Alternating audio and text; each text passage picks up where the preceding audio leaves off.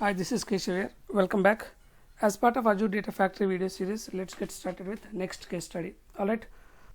Before, if you are watching my video for first time and you haven't been subscribed yet, please do subscribe for more videos from my side on Azure and also on Power BI. Alright. Let me read through the requirement. Here requirement is pretty simple. Iterate through the files from KR demo container in ADLS and load the data to respective table in TargetDB database. Alright, just I want to loop through all the files those are there in KR demo container in ADLS Gen 2 and load the data from respective files into target table in TargetDB database. That's what the requirement is. So here source is Azure Data Lake Storage Gen 2 and destination is Azure SQL Server. Let me show you guys what are the files I am trying to loop through and load the data into one target table.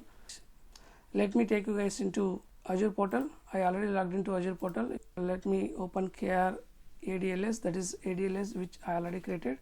Go to containers. If you open the KR demo container, under that you could see the multiple files here. So these files I created in my previous requirement. If you watch my previous video, I'll just paste that link in the description below, where I shown how do you process multiple inputs and how multiple files created in ADLS with respect to data loaded. Alright, so just in this requirement what I want to do, I want to loop through all these files, those created for each city and those got respectively each city data inside them. Alright, I want to loop through all these files and have data loaded from all these files into one target table. That's what my requirement is. Alright, if you open any of these files here, let me open both and go to view or edit. If you go to view or edit, you could see the number of records inside that file and also columns in the file. Alright, so you could see that column headers here: address ID, address line 1, line 2, city, state, province, country, region, postal code, row GUID and modified date. So the structure of all these files is same. You could see same number of columns in all these files, but only the number of records in those files are different because each file is loaded with respect to city data. Alright, so let's see how do we develop the pipeline to loop through all these files and have data loaded. Alright, before going ahead and create pipeline, let me show you guys the target tables first. We have got two target tables, address table and address underscore files, right? Let me say select start from. And this table has got data currently, right? So let me truncate for now. Truncate table. So the address table has got less number of columns than our source files, but whereas address underscore files table has got same number of columns, those are there in our source file. If you loop through the files and try loading the data into this table, no issue. Source and target mapping also will be done automatically as column names and number of columns are same. But try looping through the files and loading data into address table, you will have issue because it can't be automatically mapped. So because source and target columns cannot be mapped automatically, there we need to do manual mapping. I'll show you both the scenarios. Let's see how we can have data loaded in these two scenarios. Alright, let me take you guys into ADF environment. I already launched ADF environment here. So let me go ahead and create a new pipeline here. Let me name it as iterate through files in ADLS. Alright, fine. What are different activities those we need to have this requirement done? So first of all, we need lookup activity. Why we need lookup activity? So lookup activity is mainly to retrieve the dataset from the source, those being supported by ADF currently, right? So first of all, we need to retrieve all the files those we need to process from the given path. So to retrieve all the files, we need lookup activity. So I'm gonna go to general. Under general, you could see lookup activity. Okay, let me go ahead and create connection for lookup activity. So from where it has to fetch the file details, it has to fetch file details from ADLS. So let me go ahead and create connection for ADLS, Azure Data Lake Storage Gen 2. We have all delimited text files. Let's select file format as CSV or delimited text files. Say continue. I'm going to name it as ADLS lookup, and we have already link services created. Let me use existing link service. Okay, now we need to specify the file path and if required file name also, but in our case we don't need to specify the file name. Let's give the path for the container, that is KR demo. Say okay, and I don't have any other folders created inside KR demo. We have files inside KR demo container directly, so let's leave it blank, and this also I'm just leaving it blank for now. So that's it. So we have created connection for lookup activity. So what our lookup activity does, it will pull, in our case it's all the files from the given path, and that collection will be given to next activity. All right, so let's complete the settings. We haven't completed any settings for lookup, right? So let's go to settings. Under settings we need to specify the data set, right, that we just created, that is ADLS lookup. That's it. When we add the data set, you could see different options enabled. So file path type, so we haven't specified any file in the connection, right? So it should be wildcard file path, because we are not processing only one file, we are processing multiple files.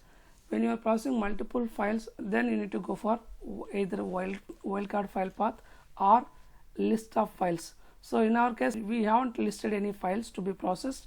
We need to process all the files those are there in our container, right?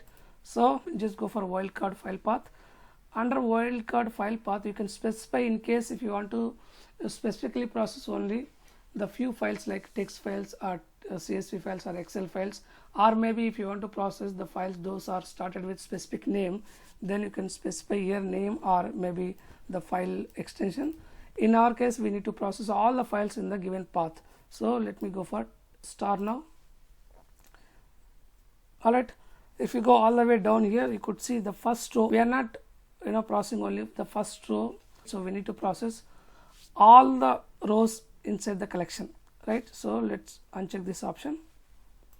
Fine, done. We are done with our lookup activity settings. Now we need to go for next activity. So we need the activity which can pull the collection from the lookup activity, as it has to loop through the multiple items in the collection. In our case we need to go for each activity. So I spoke about for each activity in previous video, so you can use that link that I'm going to paste in the description below for your reference. All right, I pulled for each activity. Now let me name it as for each file, and let's go ahead and complete the settings. So if you go to for each activity, here we have different options here: sequential, batch count, and items. So sequential, if you want to just process all the items sequentially, then you can go for sequential. In our case we no need to follow any sequence. We can process files parallelly as well. So, and also if you go for parallel action, our data load will be faster. So I'm gonna uncheck this option, sequential, and here you can specify at a time how many items you want to process parallelly. I'm gonna go for default value for now. Let's not worry about that. Okay, then specify the items from where it has to pull the items. It has to pull the items from the collection given by lookup activity. So we need to specify here the outcome that we are getting from lookup activity would be the a collection from where our for each can pick the item each time. If you go all the way down here, you could see activity outputs, that is lookup ADLS that we just created. Just click on that, just say dot value. So we need to pick the value of this output from lookup activity. That's it. Say finish. We are done with our for each settings as well. And let's go ahead and add next activity. What is the next activity that we need? Our main goal is to copy the data from each file and load into one target table, right? So for that we need to use either copy data activity or data flow activity. In our case, straightforward, I am just loading the data from source to destination. So in that case I can go for only copy data activity. Our copy data activity should be inside for each activity. So for that, just click on configuration Okay, it will take you into window where you could drag and drop required activities inside for each activity. So now we are inside for each activity. So just I pulled copy data. Now I'm going to say copy from ADLS to SQL. Now let's go ahead and configure our source and destination. So our source is ADLS, right? Destination is SQL. So let's go ahead and create required datasets. We have already ADLS dataset created for lookup. Let's not use that. I'm going to create new ADLS dataset. Why I'm not using it, I'm creating new, I'll let you know. Search for ADLS Gen2, say continue, delimited text file, say okay. ADLS copy, I'm going to name it as ADLS copy, and let me use existing link service, and here let me browse the container, that is KR demo, and file I'm not browsing because we are not loading from any specific file. It has to be dynamically passed by our lookup activity. So only thing is I need to check this option first row as header, and import schema should not be from the connection, it should be none. Say okay, that's it. So along with that we have to do one thing, because we did not specify any file name here, right? That should be passed dynamically through for each. So how it can get the file name from the for each? Through some mediator. What is that mediator here? That is parameter. So let me go ahead and create one parameter here. As I am creating this parameter, right, I am creating the dataset separately for this activity instead of using the dataset which I created for lookup activity. That is the reason why I am not using the dataset created for lookup activity. Okay, I am going to say file name. It has to get the value dynamically, right? Go to connection. That's it. We are done with connection. Now let's go back to our pipeline, complete rest of the settings. Okay, go to source. Now we already created a dataset for source, right? So let me use it, that is ADLS copy. Once I select that source, it will ask you to pass the value for the file name parameter that we just created. So it should be dynamically passed from the for each activity. So click on add dynamic content, go all the way down here. You could see here for each iterator, just click on that. Okay, it will be added as @item. That's it. Say finish. We have got nothing to do here. And here again file path type should be wildcard file path, and make it star because we are passing all type of files being passed by for each activity through item here. Okay, fine, that's it. So now let's go ahead and complete our destination settings. We don't have any destination dataset created. Let me go ahead and create new dataset. So I'm going to say Azure SQL, select continue. I'm going to name it as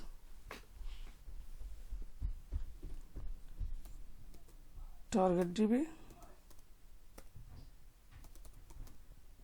Fine, already I have link service created. We have already destination tables also created, right? In this case, the first table that I'm going to load into is address_files, which has got same structure as our source files.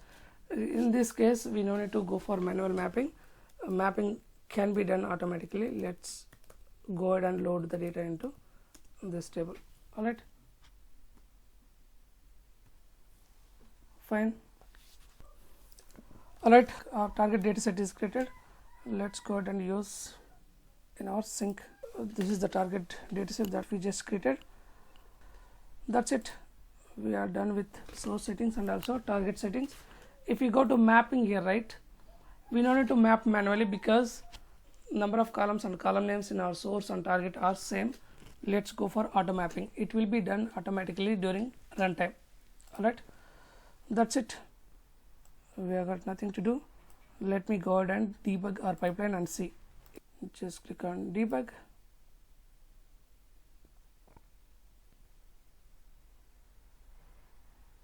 It is queued now. Let's wait for a few seconds. Meanwhile, we can just go ahead and check if there is any data in our address_files table. We don't have any data because we just truncated. All right, fine.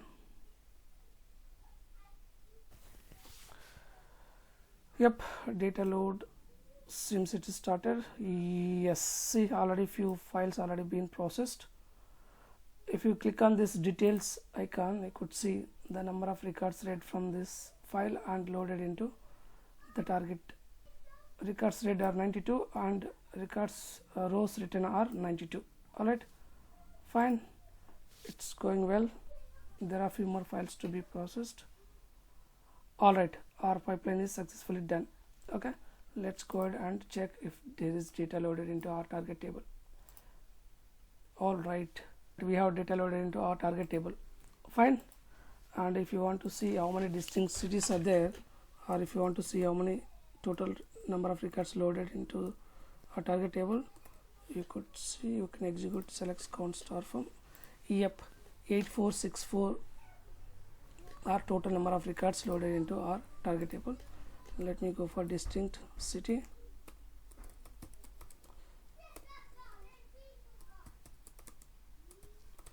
This distinct city, count of distinct city will tell you how many number of files are being processed. Alright, 52 files are processed and data loaded from all these 52 files into the target table called address files. Alright, I hope this is clear for you guys. So now what I want to show you, I wanted to show you how do you load the data into the target table which doesn't have same number of columns in our source file, right? So let me try loading data into address table. Let's see how it goes. Okay, so in this case we need to do mapping manually. So first I'll show you without doing manual mapping. I'll just first proceed to load into the address table. Let's see whether our pipeline is executing successfully or are there any issues. Okay, so let me go ahead and create the required data set. Alright, so we don't have data set for address table, right? So I'm gonna say new data set, Azure SQL,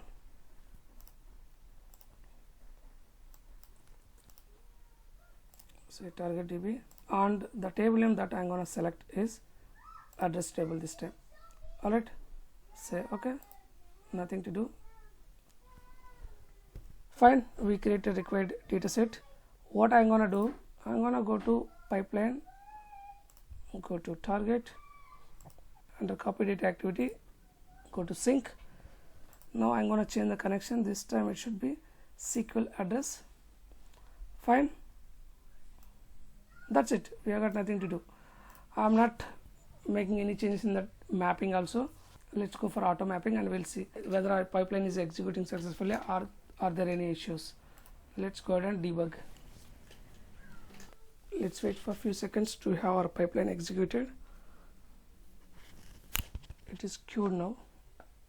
Currently if you see in this table we don't have any data. Alright,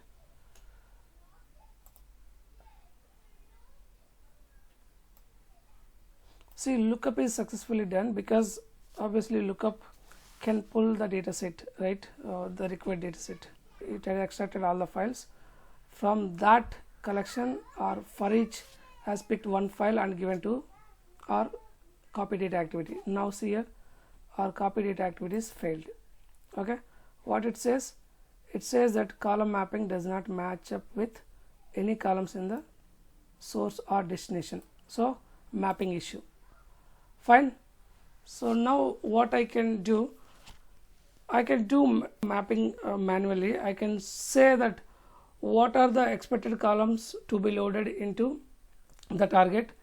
The next time when we debug our pipeline, it will try loading into only the columns those we mapped. It will try load into the columns those we mapped. Alright, let me go ahead and cancel it. So for that, what I'm gonna do, I'm gonna create one ADLS dataset where I'll just browse the file as well to get the structure from that file. I'll be just browsing the one sample file to get the structure. Okay, so let me go ahead and create one dataset here, gen2 text file. I'm gonna name it as ADLS map. Just I'm using this file only for mapping purpose. Okay, link service ADLS. Fine, let me browse the the KR demo. Under KR demo there are almost 52 files, right? So let's use any file because the structure of all these files is same. Let me use any of this file, say okay, and in this case it should be the schema from a connection and the first row as header, say okay, fine. But if I use this as a source, every time it will try loading from this file only, but this should not be our main source. I am using this file only for mapping purpose. Alright, let's go to our copy data activity. Inside copy data activity, go to source. Now here source dataset should be the dataset that we just created, that is ADLS map.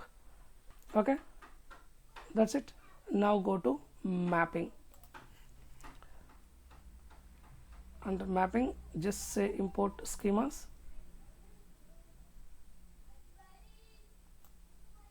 Fine. In case if we are going for the existing one that we created, the copy ADLS copy, right? So let me show you what would be the issue. So here we will be getting the file name through a lookup activity, right? So let me use that again. We'll show you. If I go and try mapping manually, what happens? What would be the issue here? See, import schema. Again, when I click on import schema, it is asking me to pass the value we are supposed to get during our pipeline runtime. This item will get the value during runtime. Cancel. Our sync should be SQL address. Fine. Go to map, import schema. All right. Now see here, we don't see modified date column and also row UID column coming from our source now. So mapping is done. So when we execute our pipeline next time, what happens? It will try loading the data from these input columns into the mapped output columns. Okay, so now it is not trying to load the data for modified date and row UID because those columns are not there in our destination, right? So in case if you don't map like this, if you don't specify that these are only expected columns to be mapped, it will try loading the data for other two columns as well. That's where we'll get the issue. So this mapping would be the template. Based on this template, our pipeline will try to load the data from those specified input columns into the specified output columns. All right, so that's it. Our mapping is done. Now what we can do, we don't need to execute the pipeline here. So let's keep that mapping template. That's it. Let's go ahead and change our source to a dynamic source, that is ADLS copy. This ADLS map we used only just to create the template for mapping. That's it. Okay, now we need to pass, this should be dynamic value from for each file. That's it. And wildcard. That's it. We got nothing to do. Okay, so let's not disturb the mapping here. If you disturb now, if you try importing the schema, then again there will be issue because it will ask for the value to be passed to the item that we passed in source dataset. Let's go ahead and debug our pipeline now.